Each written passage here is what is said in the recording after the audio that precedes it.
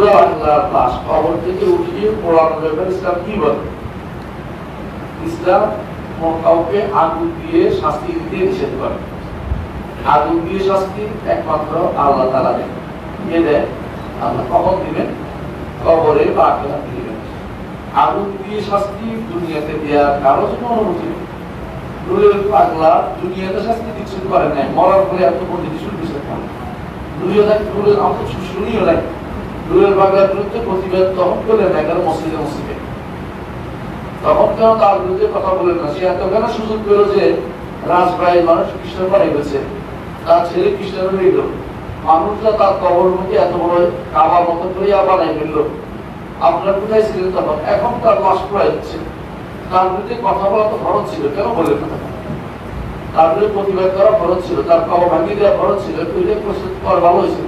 কিন্তু যেটা ভুল করছে এটা হচ্ছে কি, লাশ পুড়িয়ে দেয়। এটা কোনোদিন অনুমোদন করে না।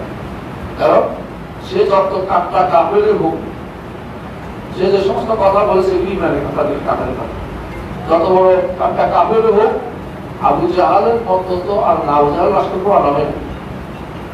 সুতরাং এরা পথভ্রষ্ট, এদেরকে গল্পশীল আপনাকে জায়গায় চিত্র এগুলো করতে হবে। এতে তারা কেউ প্রভাবিত না হতে পারে, তাদের ঘৃণা মানুষের মধ্যে তুলে দিতে হবে, ঘৃণিত হবে।